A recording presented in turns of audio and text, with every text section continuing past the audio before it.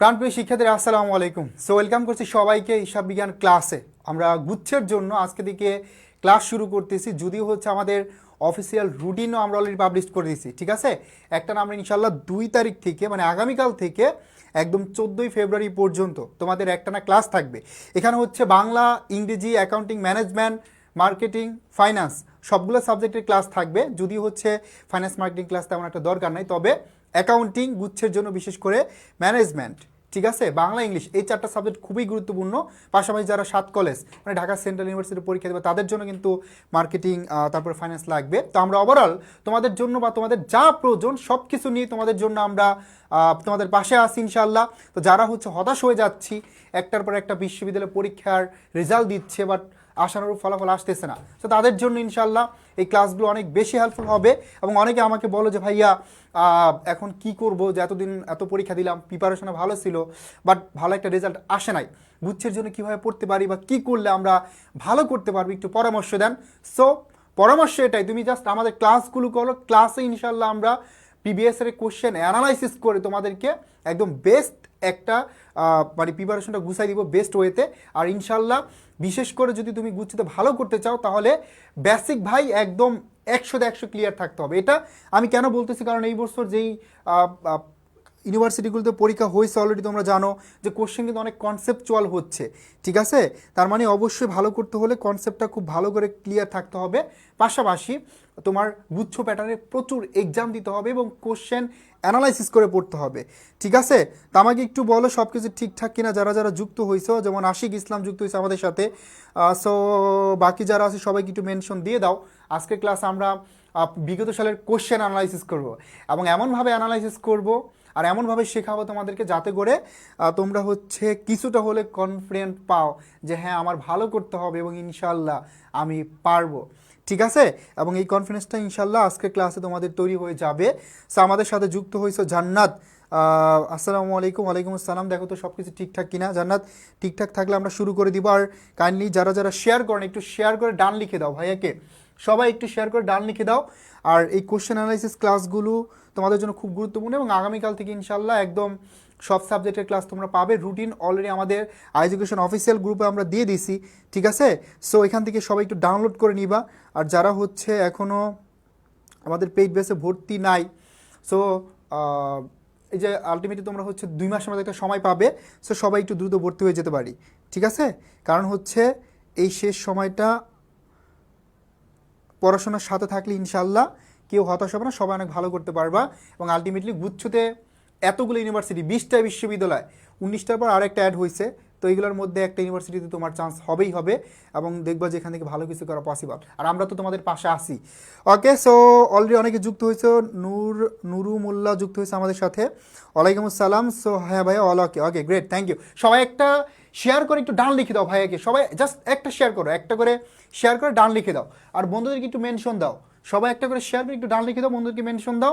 আমরা সরাসরি ক্লাসে চলে যাচ্ছি, বিগত সালের প্রশ্ন অ্যানালাইসিস করে আমরা পড়বো ইনশাল্লাহ, ঠিক আছে। তো শুরু করলাম। প্রথমে যদি তোমাদেরকে আমি কয়েকটা প্রশ্ন দেখাই, তার আগে দেখো এখানে অবচার একটা কোশ্চেন দেখাবো আমি, প্রথমে আমরা সলভ করব। তো তার আগে কিছু টপিকের কথা একটু বলতে হয়, যে কোন টপিকগুলো পড়লে আসলে তুমি ভালো করতে পারবা এবং কোন টপিকগুলো পড়া উচিত। তো আমি শুরুতেই হচ্ছে একটু যদি বলি, দেখো গুচ্ছতে কোশ্চেন প্যাটার্নটা অন্যান্য বিশ্ববিদ্যালয় থেকে কিছুটা হলেও ডিফারেন্ট, ঠিক আছে, একটু হলেও আলাদা। সেটা হচ্ছে ওরা দেখবা যে কিছু টপিক আছে যেই টপিকগুলোতে থেকে সচরাচর অন্যান্য বিশ্ববিদ্যালয়ের কোশ্চেন একটু কম করে, ওরা ওই টপিকগুলোতে ফোকাস করে। যেমন ব্যবস্থাপনা হিসাব বিজ্ঞান একটা টপিক। এখন এই ব্যবস্থাপনা হিসাব বিজ্ঞান এই টপিকটা থেকে দেখবা যে গুচ্ছতে প্রতি বছর 2টা বা 3টা এমসিকিউ আসতেছে, তার মানে এই টপিকটা আমরা অনেকেই স্কিপ করি, ঠিক আছে। সো আমাদের সাথে যারা যুক্ত হয়েছে শেয়ার করছে, থ্যাংক ইউ ভেরি মাচ। তো অ্যাটলিস্ট হচ্ছে আমরা একটা রিয়াকশন তো লাইভে দিতে পারি। যারা কিপটে মানে কমার্সের শিক্ষার্থী কিপটে হবে এটা আমি বিশ্বাসই করতে পারি না, ঠিক আছে। সো তারা একটা রিয়াকশন দিয়ে দেয়, একটা রিয়েক্ট দাও, লাইভে একটা রিয়েক্ট দিয়ে দাও। আর হচ্ছে কাইন্ডলি সবাই একটু মেনশন দিলে ভালো হয়, কারণ অনেকেই হচ্ছে হতাশা আছে, ভয়ে আছে যে কীভাবে কী করবে এই 1-2 মাস, ঠিক আছে, গুচ্ছের জন্য কীভাবে প্রিপারেশন গুছাবে। তো তাদের জন্য একটু সবাই একটু শেয়ার করে দিলে আশা করি তারা ক্লাসগুলো করে উপকৃত হতে পারবে। তো যেখানে ছিলাম, তো দেখো ব্যবস্থাপনা হিসাব বিজ্ঞান, ব্যয় এবং ব্যয়ের শ্রেণী বিভাগ, এই টপিকগুলো এগুলো থেকে প্রশ্ন হয়। একতরফা দাখিলা এগুলো থেকে গুচ্ছিত কোশ্চেন হয়। অব্যবসায় প্রতিষ্ঠান হিসাব নিকাশ এগুলো থেকে প্রশ্ন হয়। আর কিছু টপিক আছে যেগুলো কমন ভাই, যেমন ধরো অবচয়, সমন্বয় দাখিলা, সমন্বিত রেওয়া মিল, হ্যাঁ, তারপর ব্যাংক সমন্বয় বিবরণী, এগুলো থেকে কোশ্চেন থাকবেই, এগুলো থেকে মাস্ট কোশ্চেন থাকবে। বাট তোমার কিন্তু পাশাপাশি যে টপিকগুলো একটু কম গুরুত্বপূর্ণ, এতদিন আমরা পড়ি নাই, ওইগুলো কিন্তু পড়তে হবে। ঠিক আছে? তো আমি আশা করি সবাই হচ্ছে আমরা রেগুলার ক্লাসগুলো করব, এবং ক্লাসগুলো করলে ইনশাল্লাহ উপকৃত হতে পারবো। আর সবাই জাস্ট নিজের প্রতি কনফিডেন্স রাখো, আর আমরা তো আসি, নিজের প্রতি কনফিডেন্ট রাখো। তুমি যদি নিজের উপর যদি এতটুকু আত্মবিশ্বাস থাকে, কনফিডেন্ট তোমার থাকে, হোপফুলি তোমার সাকসেস নিশ্চিত।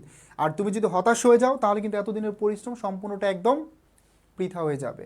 ওকে, যারা যারা আমরা আনসার করছি, অলরেডি অনেকে আনসার করে ফেলছে, এটা C number, thank you very much. তো দেখো এই কোশ্চেনটা কিন্তু খুবই সহজ একটা প্রশ্ন। তারপর আমি এই কোশ্চেনগুলো তোমাদেরকে এমনভাবে একটু সলভ করে দিব, যাতে করে এটা অল্টারনেটিভ আর কতভাবে কোশ্চেন হতে পারে, এটার অল্টারনেটিভ আর কী কী আছে এগুলো দেখাই দিব।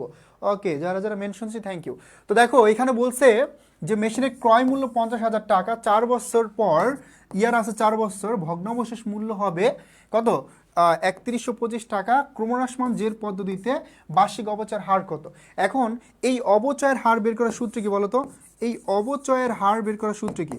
অবচয়ের হার বের করার সূত্র হচ্ছে 100%। এই 100%কে ম্যাথকাল দ্বারা ভাগ করবো। কি ধারা? ম্যাথকাল ধারা। এখন মেথড যেহেতু হচ্ছে ক্রমহ্রাসমান, তার মানে অবশ্যই ভাইয়া পুরা এখানে মেথড যেহেতু ক্রমহ্রাসমান, তার মানে এটাকে অবশ্যই আমাদের কি করতে হবে? 2 দ্বারা গুণ করতে হবে। মেথড যদি ক্রমহ্রাসমান অথবা দ্বৈত জের হয়, তাহলে সেটাকে অবশ্যই 2 দ্বারা গুণ করতে হবে। তাহলে কত হয়? এই যে 100%, এটাকে ম্যাথকাল কত বছর? 4 বছর। 4 দ্বারা ভাগ করো, ইন্টু কত? 2। তাহলে দেখো 4 25 125, 2 50, এই যে 50%। তো দেখো মনে হতে পারে যে ভাই এত 2টা লাইন আছে এখানে, এটা তো অনেক কঠিন একটা প্রশ্ন। কোশ্চেন কিন্তু সহজ, কোশ্চেন সহজ না? তো এই জন্য তুমি যদি প্র্যাকটিস করো, practice makes a man perfect, তখন দেখবা যে এই যত কোশ্চেন কঠিন হোক, যত এক্সট্রা ইনফরমেশন থাকুক, তুমি ওই জায়গায় ফোকাস করো, তোমার যতটুকু প্রয়োজন তুমি ততটুকু ইনফরমেশন নিয়ে কি করবা? কোশ্চেনগুলা সলভ করবা। যারা যুক্ত হয়েছে আমাদের সাথে, এখনও অনেকেই জয়েন করতেছি, যেমন আসিফা, তারপর হচ্ছে আকাশমণি। সো যারা যারা যুক্ত হচ্ছি সবাইকে আবার ওয়েলকাম করছি। সো আমরা কাইন্ডলি হচ্ছে ক্লাসগুলো রেগুলার করি, এবং আগামীকাল থেকে হচ্ছে তোমরা একদম পূর্ণাঙ্গ 14 তারিখ পর্যন্ত, 2 তারিখ থেকে 14 তারিখ মধ্যে পূর্ণাঙ্গ রুটিন অলরেডি দেওয়া হয়েছে, পাবলিশ করা হয়েছে, ওই ক্লাসগুলো শুরু হয়ে যাবে। সো আজকে জাস্ট ক্লাসে আমরা কিছু কোশ্চেন এক্সারসাইজ করব, আমরা কোশ্চেন অ্যানালাইসিস করব, এটা ইম্পর্টেন্ট। ঠিক আছে? তো দেখো এটা সবাই বুঝতে পারছে কিনা? এখন এখানে আরও একটা সূত্র আছে, অবচয় বের করার আরও একটা সূত্র আছে। এই সূত্রটাও তোমাদেরকে একটু দেখাই দিব। ঠিক আছে? এই সূত্রটাও তোমাদেরকে একটু দেখাবো। আমি একটু লাইভটি শেয়ার করে দিচ্ছি, তোমরা কাইন্ডলি একটু শেয়ার করো।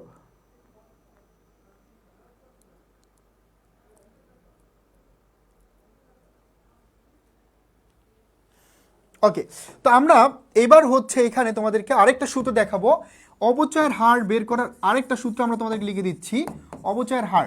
এখন এই যে অবচয়ের হার, আমরা একটা সূত্র দেখলাম, সিম্পল একটা সূত্র, সেটা হচ্ছে 100% ডিভাইডেড কি? ম্যাথকাল বা আয়ুষ্কাল ইন্টু 2। 100% ম্যাথকাল বা আয়ুষ্কাল ইন্টু কত? ইন্টু হচ্ছে 2। এখন তোমার আরেকটা সূত্র কি? সেটা হচ্ছে বার্ষিক অবচয়। দেখো যখন তোমার ম্যাথকাল থাকবে না ভাইয়া পুরা, যখন তোমার ম্যাথকাল থাকবে না প্রশ্নে, তখন কিন্তু এই সূত্রটা অ্যাপ্লাই করতে হবে। এই বার্ষিক অবচয়কে ভাগ করে দিতে হবে অবচয়যোগ্য মূল্য ধারা, এবং গুণ করতে হবে 100 ধারা, তাহলে কিন্তু আমরা অবচয়ের হার পাবো। এটা ছিল আর একটা সূত্র। এখন তুমি যদি একটাই শিখো, তাহলে কিন্তু তুমি ধরা খেয়ে যাবে। ধরো আমি একটা এক্সাম্পল দিই, ম্যাথটা দিয়ে। মনে করো বার্ষিক অবচয় আমরা বের করি, ধরো প্রতি মাসে অবচয় 1000 টাকা। মনে করো আমি জাস্ট ধরতেছি, প্রতি 1 মাসে অবচয় 1000 টাকা। তাহলে প্রথমে আমার বার্ষিক অবচয় বের করা লাগবে। তার মানে বার্ষিক অবচয় বের করতে হলে আমার শুরুতে কী করতে হবে? 1 মাস অবচয় 1000 টাকা। তার মানে 1 বছরে কত মাস? 1 বছরে কত মাস? 1 বছর হচ্ছে 12 মাস। তাহলে 12 মাসে কত হবে? 12 মাসে হবে 12,000 টাকা। আগে লিখে ফেললাম 12,000 টাকা। এবার অবচয়যোগ্য মূল্য কীভাবে বের করে? যেমন ধরো ক্রয় মূল্য, এই ক্রয় মূল্য মাইনাস হচ্ছে ভগ্নাবশেষ মূল্য।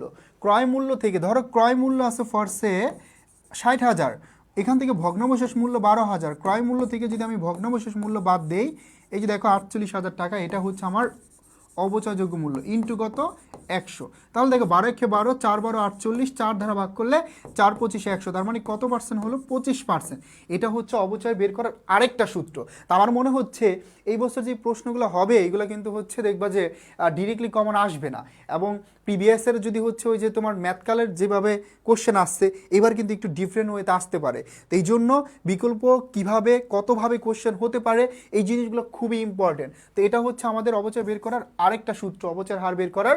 আর নর্মালি হচ্ছে যদি সরল রৈখিক পদ্ধতিতে অবচয় বের করতে বলে এই ক্ষেত্রে অবচয়ের হার আমরা বের করব আগের সূত্রটার মতোই, সেক্ষেত্রে একটু বাদ দিতে হবে এই 100% ডিভাইডেড ম্যাথকাল, এই ম্যাথকাল দ্বারা ভাগ করবা। যদি ক্রমহ্রাসমান বা দ্বৈত জের হয় তাহলে কি করতে হবে, দ্বিগুণ করে দিতে হবে, দ্যাটস ইট। তো বুঝতে পারছি সবাই, ক্লিয়ার? Okay clear. ওকে, তো আমরা এবার চলে যাব হচ্ছে পরবর্তী কোশ্চেনে। এই প্রশ্নটা দেখা যাচ্ছে সমন্বিত আমিল থেকে। আমি এর আগেও বলছি ভাই বা ভাইয়া আপুরা, এর আগেও বললাম যে তোমার কিন্তু সমন্বয় দাখিলা, মানে সমন্বয় দাখিলা থেকে কোশ্চেন আসবে। হিসাব বিজ্ঞান পড়তেছে, সমন্বয় দাখিলা পারবা না বা সমন্বয় দাখিলা যদি প্র্যাকটিস না করো তাহলে আলটিমেটলি ভালো করা কোনোভাবেই পসিবল না। এই জন্য সমন্বয় দাখিলা তোমার বস হতেই হবে, ঠিক আছে? ওকে, তারেক হোসেন অনেকটা মেনশন দিতেছি, থ্যাংক ইউ। বাকি যারা মেনশন করি নাই একটু ফার্স্ট মেনশন করে দেই। ওকে, তো দেখো এবার হচ্ছে আমরা কি করব, এবার আমরা আরেকটা প্রশ্ন সলভ করব, এবং এই কোশ্চেনটা বলছে প্রাপ্ত ভাট্টা। তো প্রাপ্ত ভাট্টা যদি বলছে আমরা শুরুতে একটু লিখে ফেলি, প্রাপ্ত ভাট্টাটা কি ডেবিট নাকি ক্রেডিট? Obviously credit. প্রাপ্ত ভাট্টা ক্রেডিট না, প্রাপ্ত ভাট্টা হচ্ছে কি ক্রেডিট, তাহলে লিখে ফেললাম ক্রেডিট। তাহলে এই প্রাপ্ত ভাট্টা হিসাবে ব্যালেন্স হচ্ছে 25 টাকা, স্থলে রেওয়া মিলে ডেবিট পাশে বসানো হয়েছে ভুল বসে তো 52 টাকা। এখন এই যে প্রাপ্ত ভাট্টা, হ্যাঁ এই প্রাপ্ত ভাট্টা ছিল ক্রেডিট, তো এটা তো ক্রেডিট পাশে লেখেই নাই, লিখছে ডেবিট পাশে, তাহলে একটা ভুল করছে, একটা ভুল। এখন শুধু হচ্ছে ভুল করে নাই, 25 টাকার জায়গায় আরও একটা ভুল করছে, 52 টাকা লিখে ফেলছে। তো এবার আমরা দুই পাশের পার্থক্য যখন বের করব তাহলে কত টাকা হবে? সো ভুল পাশে লিখছে, আমি যখন সংশোধন করব, আমি যখন ব্যালেন্স বের করব, আমি যখন হচ্ছে পার্থক্য বের করব, তখন যে ভুলটা করছে 1 নম্বর করছে ভুলটা সংশোধন করা। এত সহজভাবে কি বুঝাবে? ধরো ভুলটা আমি সংশোধন করলাম, 25 টাকা সে ভুল করছে, ভুল পাশে লিখছে, এই জন্য আমি এটা লিখি ভুলটাকে আগে সংশোধন করলাম, ঠিক আছে? এবার ধরো জেডটা লিখতে হবে, যে জেডটা ক্রেডিট পাশে লেখার কথা ছিল, ওই সরি আমরা ধরো ভুল করে লিখছে কত টাকা, 52 টাকা। তো এই ভুলটাকে আগে লিখে ফেললাম বা ভুলটাকে সংশোধন করলাম। এখন এই যে 25 টাকা যে ক্রেডিট পাশে লেখার কথা ছিল, এটা তো ক্রেডিট পাশে লেখেই নাই, বরঞ্চ ডেবিট পাশে লিখছে। তাহলে এই যে জেডটা লেখার কথা ছিল এটা লিখে দিলাম, লিখলে দেখো 7 7, তাহলে এই যে দুই পাশের পার্থক্য বের হয়ে গেল 77 টাকা। Have you got it or not? 77 টাকা, বুঝতে পারছি? তাহলে রেওয়া দুই পাশের পার্থক্য কত হবে? 77 টাকা। সবাই ক্লিয়ারলি বুঝতে পারছি? তো দেখো এই ম্যাথগুলো কিন্তু প্রিভিয়াস ইয়ারে আসছে এবং তোমাদের সময় আসার একটা পসিবিলিটি আছে। সো আমরা এমনভাবে শিখবো, এমনভাবে পড়বো যেহেতু বেসিক ক্লিয়ার, যেই কোশ্চেনগুলো আমরা এতদিন এক্সারসাইজ করি নাই ওই প্রশ্নগুলো এক্সারসাইজ করতে হবে, ওই কোশ্চেনগুলোতে আমাদের জোর দিতে হবে, তাহলেই দেখবা যে আমরা গুচ্ছতে বাজিমাত করতে পারবো, গুচ্ছতে ভালো করতে পারবো। দিন শেষে হতাশ হয়ে লাভ নাই, যার মানে যেই অবস্থানে আসো, যেভাবে আসো, তোমার জায়গায় তুমি 100% অনেক যদি থাকো তাহলে তোমার সাকসেস আসবেই। এবং মনে রাখবা যে ধৈর্য ধরে, যে নিজের উপর বিশ্বাস রাখে, ভাই সে যেখানেই থাকুক সেখান থেকে ইনশাল্লাহ তার স্বপ্নগুলো সে পূরণ করতে পারবে, ঠিক আছে? অলরেডি অনেকে আনসার করছো, তারেক আনসার করছো, আমাদের রামিন আনসার করছো, আসিফা আনসার করছে, আশিক আনসার করছে, আকাশা মণি আনসার করছে, great, thank you very much. সবাইকে বুঝতে পারতেছি তো? ওকে, তো আমি আবার টপিক অ্যানালাইসিস করি এখানে অনিশ্চিত হিসাব থেকে এবং হচ্ছে তোমার রেওমিলের ভুল থেকে, এই দুইটা জায়গা থেকে তোমাদের 2 মার্ক ইনশাল্লাহ কমন থাকবে। রেওমিলের জাস্ট সমন্বিত রেওমিলের পার্টটা থেকে তোমাদের 2 মার্ক কমন থাকবে। আবার বলতেছি সমন্বিত রেওমিল, আর শুরুতে কিন্তু টপিকগুলোর কথা আমি বলছি। এই বুঝতেছি, বলো বুঝতেছি? ওকে, সো আমরা চলে যাব পরবর্তী কোশ্চেনে, কোশ্চেন নাম্বার 3। সো এই কোশ্চেনটা সবাই পারবা, এটা তোরা সবাই পারবি, এটা আমার এতটুকু বিশ্বাস আছে তোদের উপর, যেটা সবাই আনসার করতে পারবি, ঠিক আছে? সবাই একটু ট্রাই কর, দেখি এটা কে কে আনসার করতে পারো এটা দেখতে হবে, কারণ এখন তোমরা হচ্ছে কি হয়েছো, বড় স্টুডেন্ট হয়ে গেছো, ঠিক আছে? সো আমি দেখতে চাই ভাইয়া সৃজনশীল প্রশ্ন, এই সৃজনশীল প্রশ্ন বিশ্ববিদ্যালয়ে হচ্ছে ভর্তি পরীক্ষায় রিটেন কোশ্চেন আসে আর হচ্ছে কি আসে, এমসিকিউ আসে, এবং গুচ্ছতে তো রিটেন নাই, সৃজনশীল প্রশ্নের প্রশ্নই আসে না, ঠিক আছে। এটা হচ্ছে তোমার এইচএসসি যারা আছো তারা হচ্ছে করতে পারো, ওকে, এতটুকু এটা সবাই পারবা ভাই। তুই যদি হচ্ছে কমার্সের স্টুডেন্ট হস তাহলে এটা পারার কথা, 100% পারবি, এতটুকু আমার বিশ্বাস আছে। তো এটা আমি নিজে সলভ করে দিব না, এটা তোরা সবাই আনসার করবি, দেখি। ওকে, আমাদের আহমেদ আরিফেন সবার আগে আনসার করছো, আরিফা তাসনিম আনসার করছো 3A number, great, thank you very much. বাকি যারা আছে সবাই একটু ট্রাই করি। তারপর নুসরাত জাহান মুনা আনসার করছো, গ্রেট। কে কে বাকি যারা আছি, Ashik Islam A number, Nisha answer করছো A number, great, thank you. CQ নাই ভাই, সিকিউ হচ্ছে তোমাদের এইচএসসি যারা আছো তোমাদের আছে, ওকে। 3A number, great. তার মানে এই দুতরফা দাখিলা পদ্ধতির জনককে, who is the father of accounting? ভাই অ্যাকাউন্টিং এর স্টুডেন্ট হয়ে, কমার্সের স্টুডেন্ট হয়ে যদি এটা না জানি, তাহলে আমার চাইতে, হ্যাঁ, আমার চাইতে মানে এমন অভাগা স্টুডেন্ট, বা যদি আমি বলি কমার্সের স্টুডেন্ট, আমরা নিজেকে পরিচয় দিতে পারবো না। ওকে, তো সবাই পারছি, great, thank you very much. তাহলে এই ফাদার হচ্ছে কি অ্যাকাউন্টিংয়ের? Luka D প্যাসিউলি। অর্থাৎ আমরা জানি এই যে ফ্রা, এটা হচ্ছে তার পুরো নাম, হ্যাঁ, ফ্রা Luka বার্টোলোমিও D প্যাসিউলি, ফ্রা Luka বার্টোলোমিও D প্যাসিউলি, D Pacioli. তার মানে ফ্রা লুকা বার্টোলোমিও ডি প্যাসিউলি, ইনি হচ্ছেন হিসাব বিজ্ঞানের জনক, এবং এটা হচ্ছে তার পুরো নাম, ঠিক আছে। তিনি একটা বই লিখছেন, বইটার নাম কি আমরা কি জানি? তিনি একটা বই লিখছেন, এই বইটার নাম হচ্ছে সুম্মা ডি অ্যারেথমেটিকা। সুম্মা ডি অ্যারেথমেটিকা, বানানটা খুব ভালো করে মনে রাখবো, সুম্মা ডি অ্যারেথমেটিকা জিওমেট্রিয়া প্রপোর্শনিয়েট প্রপোর্শনালিটা, ঠিক আছে। এবং তোমরা জানো এই দুতরফা দাখিলা পদ্ধতি হচ্ছে হিসাব বিজ্ঞানের মূল ভিত্তি। হিসাব বিজ্ঞানের মূল ভিত্তি কি? তাহলে হিসাব বিজ্ঞানের মূল ভিত্তি হচ্ছে দুতরফা দাখিলা পদ্ধতি। হিসাব বিজ্ঞানের মূল ভিত্তি হচ্ছে তাহলে দুতরফা দাখিলা পদ্ধতি। দুতরফা দাখিলা পদ্ধতি হচ্ছে হিসাব বিজ্ঞানের মূল ভিত্তি। এবং এই যে বইটা লিখছেন, এই বইটার 36টা অধ্যায়, 36টা অধ্যায়ের পঞ্চম অধ্যায় তিনি দুতরফা দাখিলা পদ্ধতি নিয়ে লিখছেন, এবং এটা থেকে মূলত হিসাব বিজ্ঞানের উৎপত্তি হয়েছে।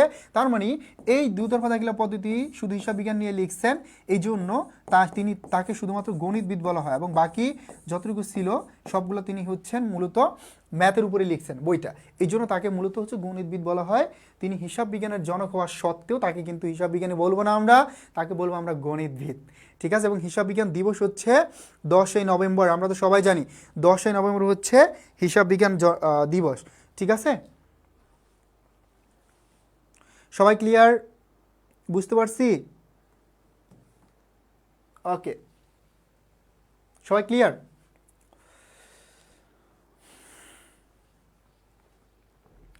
তারপর এই যে দেখো, এই টপিকটার কথা আমি বারবার বলতেছিলাম, এই টপিকটার কথা আমি বারবার বলতেছিলাম যে এই টপিক থেকে কিন্তু প্রশ্ন আসবেই, কোনো মাপ নাই ভাই। এই যে ব্যবস্থাপনা হিসাব বিজ্ঞান, এই টপিকটা খুবই গুরুত্বপূর্ণ। ব্যবস্থাপনা হিসাব বিজ্ঞান এই টপিকটা খুবই গুরুত্বপূর্ণ, এই টপিকটা খুবই গুরুত্বপূর্ণ। এখানে জিএসটিতে 2 থেকে 3টা প্রশ্ন থাকবে, জিএসটি দিয়ে 3 থেকে 4টা কোশ্চেন থাকবে, এখান থেকে 3টা 4টা কোশ্চেন আসবে, হ্যাঁ। সো এই টপিকটা তোমার বস হতে হবে, বস, এই টপিকটায় বস হতে হবে, যেভাবেই হোক বস হতে হবে, ঠিক আছে। তো এটাও সবাই পারবে আমি জানি। সেলিম আনসার করো তো, সুম্মা ডি অ্যারিথমেটিকা জিওমেট্রিয়া প্রপোর্শনিয়েট প্রপোর্শনালিটা। আচ্ছা, একটু স্পেলিং একটু ভুল আছে, এটা একটু দেখে নিও, হ্যাঁ। ওকে, তাহলে এই যে আমরা জানি যে সমচ্ছেদ বিন্দু এবং প্রকৃতি বিক্রয়, এই দুইটার যে ডিফারেন্সটা, এই দুইটার যে দূরত্বটা, এরা হচ্ছে মূলত নিরাপত্তা প্রান্ত, হ্যাঁ। যেমন ধরো নিরাপত্তা প্রান্ত, এটা কি? এটা হচ্ছে নিরাপত্তা প্রান্ত, এটা হচ্ছে নিরাপত্তা প্রান্ত, এটা হচ্ছে নিরাপত্তা প্রান্ত। তো এই নিরাপত্তা প্রান্ত হচ্ছে বিক্রয় মূল্য,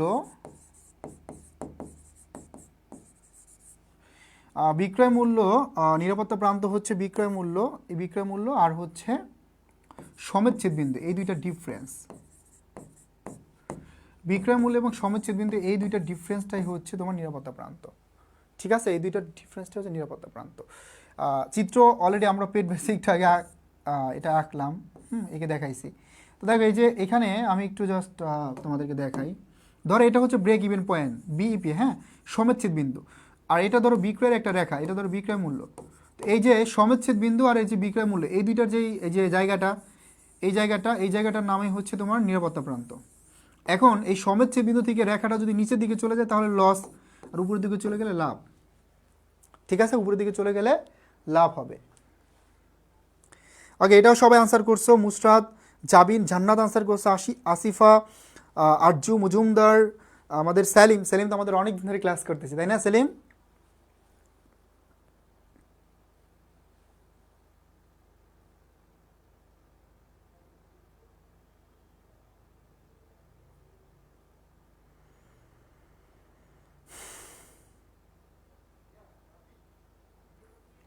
বুঝতে পারছি তো? ক্লিয়ার? সবাই বলো ক্লিয়ার।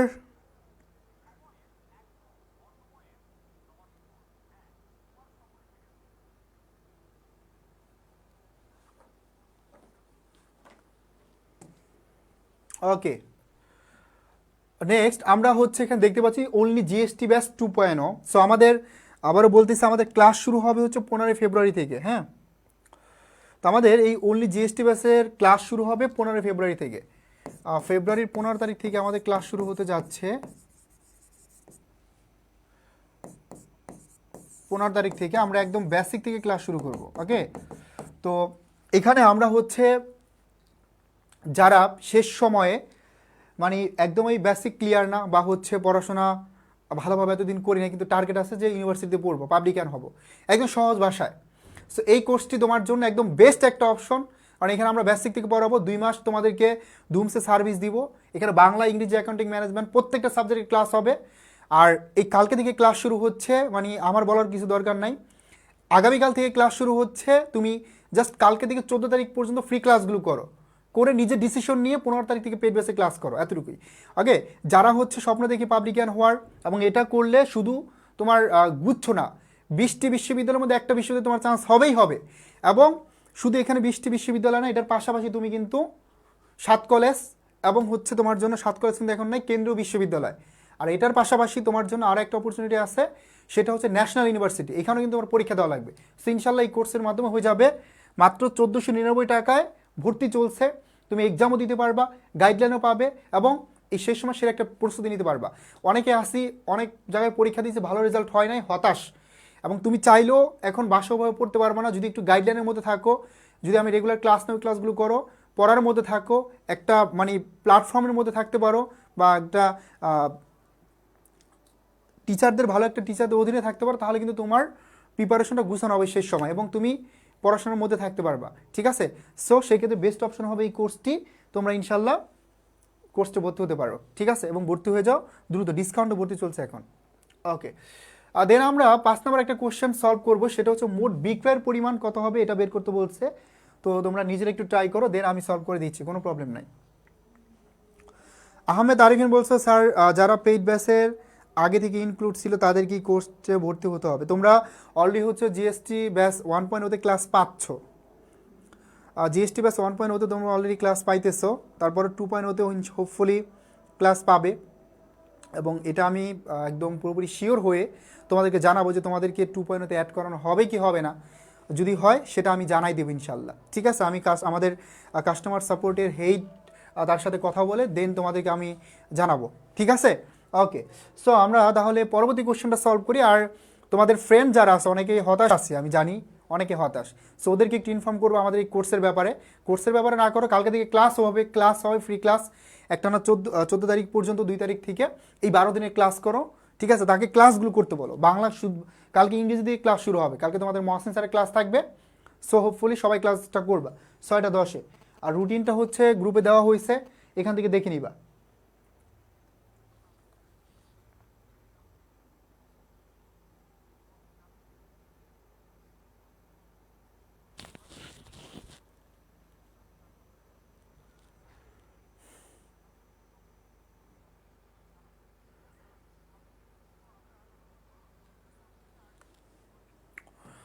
ওকে, সো আমরা এবার এই প্রশ্নটা সলভ করবো, সবাই একটু দেখি পারি কিনা। এখানে বলছে গড় প্রাপ্য হিসাব, মানে গড় প্রাপ্য বা দেনাদার প্রাপ্য হিসাব আবর্তন 4 বার।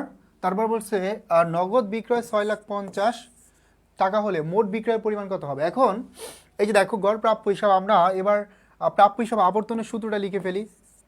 প্রাপ্য হিসাব আবর্তন, প্রাপ্য হিসাব আবর্তনের বা দেনাদার আবর্তনের সূত্র কি বলো তো? এটা হচ্ছে ধারে বিক্রয়, এরকম ছিল না যে ধারে বিক্রয়, এই ধারে বিক্রয় এটাকে ভাগ করবা কি ধারা? গড় দেনাদার, কি গড় দেনাদার অথবা গড় প্রাপ্য, এটাই তো ছিল। এখন দেখো এখানে আমরা যদি দেখি এই প্রাপ্য হিসাব আবর্তন দেওয়া আছে কতবার? 4বার, তার মানে এটা দেওয়াই আছে 4বার। এবার আমাদের গড় প্রাপ্য আছে কতবার? গড় প্রাপ্য হিসাব আছে 50,000, 50। আর এখানে হচ্ছে আমাদের ধারে বিক্রয়, এটা বের করতে হবে। 4×৫ = 2, হ্যাঁ, তার মানে এখানে আমরা পেলাম ধারে বিক্রয় কত পেলাম? ধারে বিক্রয় পেলাম 2 লাখ। দেখো কত ইজি, কিন্তু এগুলো প্র্যাকটিস না করলে কিন্তু পারবা না। কত হয়? 2 লাখ, এই যে 2 লাখ টাকা, দেখো 2 লাখ টাকা, ঠিক আছে। তার মানে আমরা পেয়ে গেলাম ধারে বিক্রয় 2 লাখ। এখন মোট বিক্রয় বের করতে বলছে, মোট বিক্রয় বের করতে বলছে না, মোট বিক্রয়। তো মোট বিক্রয় বের করলে তোমার এখানে ধারে বিক্রয় 2 লাখ, ধারে বিক্রয় 2 লাখ, আর এখানে নগদ বিক্রয় আছে 6,50,000। কত? 6,50,000, 6,50,000। তো করলে আমার টোটাল কত হয়? 8,50,000। কত হয়? 8,50,000। কত হইলো? 8,50,000 টাকা। Have you got it or not? 8,50,000।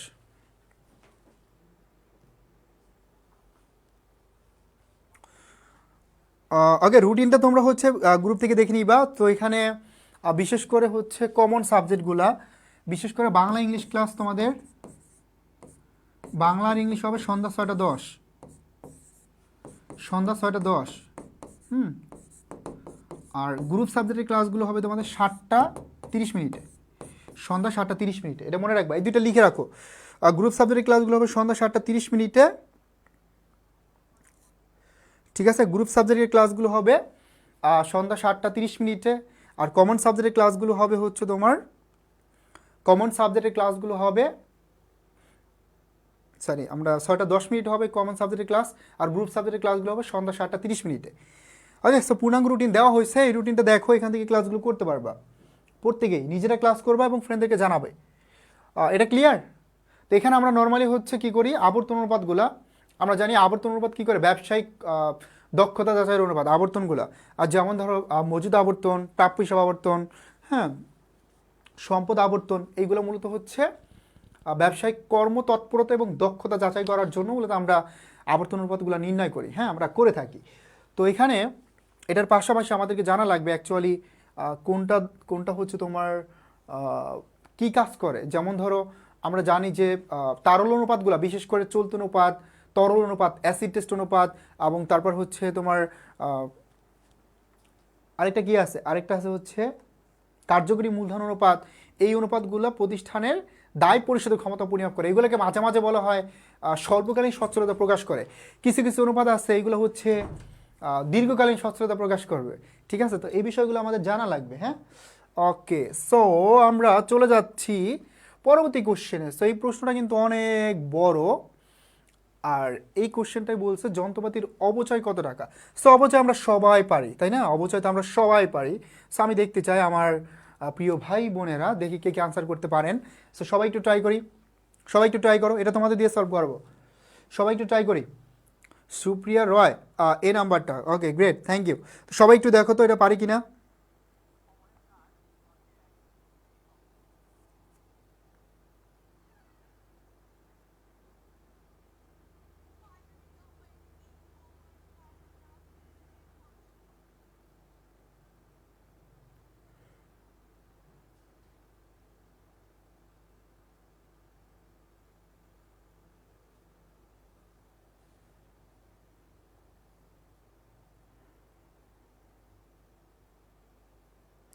এটা সবাই একটু ট্রাই করো।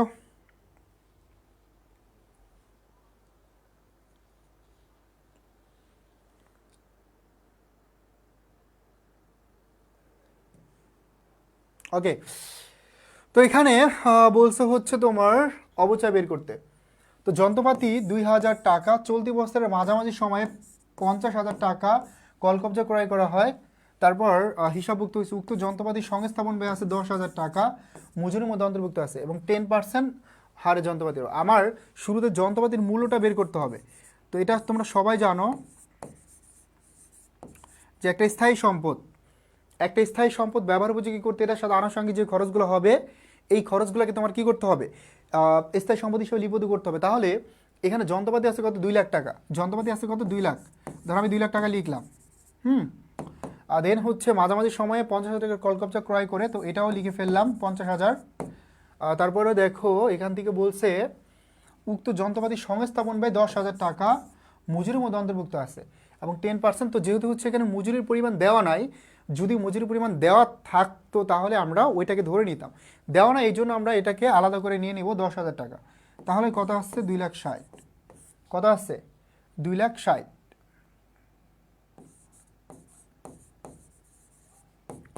টোটাল 2,60,000 টাকা। এখন তুমি এভাবে করতে পারো, 2,60,000 টাকা 10%, 26,000 টাকা হবে, এভাবে করে ফেলতে পারো। ধরো এখানে 10% করলে কত হয়, 26,000 টাকা। কিন্তু এখানে তোমার তারিখটা দেখতে হবে, তারিখের কাজগুলো ভালো করে করতে হবে।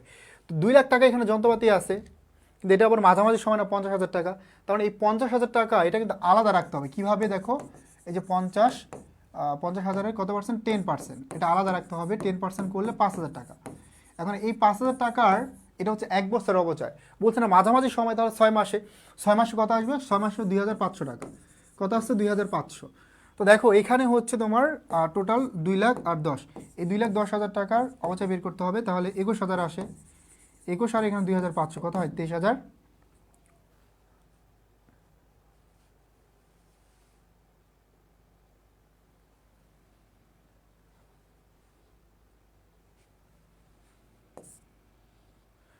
এখানে আমাদের আসছে কত, 21, 22, 23, 23,500। তো দেখো 23,500 আসে কিনা।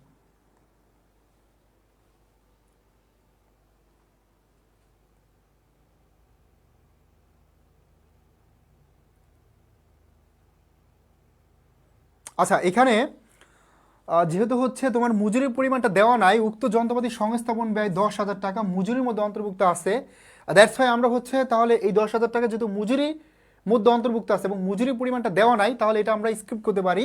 তাহলে এখানে সরাসরি 2 লাখ টাকায় হবে মেশিন। তো 20,000 আর একজনে লিখছো আর 2,500, তাহলে 22,500 সি নাম্বারটা। ওকে, আর যেহেতু হচ্ছে মজুরির পরিমাণটা দেওয়া নাই, এই জন্য আমাদের এটা কি করতে হবে, এটা হচ্ছে তোমার মজুরির মধ্যে অন্তর্ভুক্ত আছে। সংস্থাপন ব্যয়টা যদি আলাদা থাকতো তাহলে এটা আমাদের যন্ত্রপাতির সাথে অ্যাড হয়ে যেত, কোনো কথা নাই। যেহেতু নাই, দ্যাটস ওয়াই আমরা এখানে এটা কি করব, এটা হচ্ছে মেশিনের সাথে অ্যাড করব না, বুঝতে পারছি, এটা হচ্ছে মেশিনের সাথে তাহলে আমরা অ্যাড করব না। ওকে, মেশিনের সাথে তাহলে এটা আমাদের অ্যাড হবে না। Have you got it or not? Okay, so next question. So এটা একদম সিম্পল একটা প্রশ্ন। এবার কি বলছে দেখো, এবার বলছে যে এখানে 7 নাম্বারটা পড়ো সবাই। নিচের কোনটি কোম্পানির মালিকানা সত্ত্বকে পরিবর্তন করবে না? তো আমরা সবাই জানি বোনাস শেয়ার, কোনটা বলো তো, বোনাস, এই বোনাস শেয়ার এটা কিন্তু মালিকানা সত্ত্বকে প্রভাবিত করবে না। বোনাস শেয়ারটা এটা মালিকানা সত্ত্বকে প্রভাবিত করবে না, কারণ এটা হচ্ছে জমাকৃত মুনাফা হিসাব ডেবিট, কারণ জমাকৃত মুনাফা থেকে আমরা বোনাস শেয়ার দিই। এখানে দেখো এটা আমাদের ওই হ্রাস পেল, আর এখানে শেয়ার মূলধন বৃদ্ধি পাবে। শেয়ার মূলধন যদি বৃদ্ধি পায়, শেয়ার মূলধন কি হবে, শেয়ার মূলধন বৃদ্ধি পাইলে এটা হবে ক্রেডিট, তার মানে ওই হচ্ছে আবার বৃদ্ধি। তাহলে দেখো একবার হচ্ছে ওই হ্রাস পেলো, একবার হচ্ছে বৃদ্ধি পেলো, আলটিমেটলি আমরা বলতে পারি মালিকানা সত্ত্ব অথবা মূলধন, আমরা বলতে পারি মালিকানা সত্ত্ব অথবা মূলধন অপরিবর্তিত অবস্থায় আছে, অপরিবর্তিত অবস্থায় আছে, হ্যাঁ, অপরিবর্তিত অবস্থায় আছে, আছে বা থাকবে, ঠিক আছে। মালিকানা সত্ত্ব এবং মূলধন অপরিবর্তিত অবস্থায় থাকবে, এটা টাফ ছিল একটু। সেলিম বলছে যে একটু টাফ ছিল বলতে তারিখগুলো আমি তোমাদেরকে শেখাই দিব, আরও সমস্যা নেই, আমি আরও কিছু টাফ ম্যাথ তোমাদেরকে সলভ করে দিব, কোনো প্রবলেম নাই। বাট আপাতত হচ্ছে এটা মনে রাখবা, অবচয়ের ক্ষেত্রে এবং অংশীদারি ব্যবসার হিসাব নিকাশের ক্ষেত্রে, এই দুইটা চ্যাপ্টারের ক্ষেত্রে তোমার তারিখটা খুবই ইম্পর্টেন্ট। এখানে তারিখটা খুবই ইম্পর্টেন্ট। তো বোনাস শেয়ার দিলে এখানে আমরা ওই না বলে অ্যাসি বলতে পারি, যেহেতু শেয়ার হোল্ডার সিকিউরিটি। তোমরা জানো যে কোম্পানির কাছে যখন পর্যাপ্ত পরিমাণ নগদ টাকা থাকে না, হ্যাঁ, কোম্পানির কাছে পর্যাপ্ত পরিমাণ নগদ টাকা না থাকলে তখন কোম্পানি শেয়ার দিয়ে দেয় শেয়ার হোল্ডারদেরকে।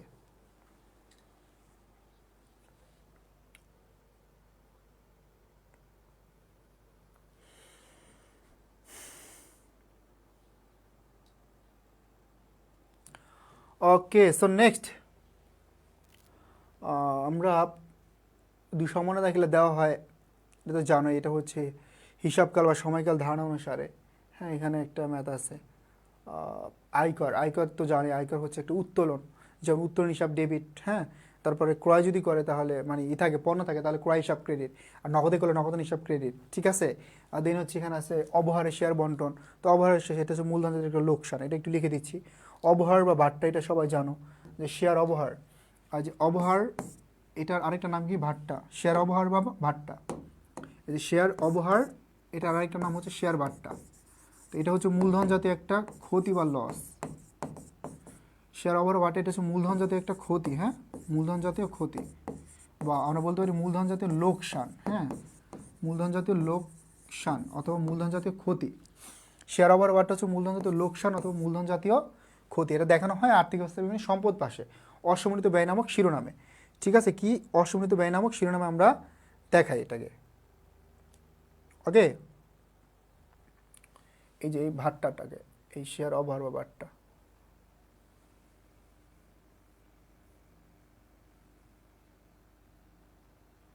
এটা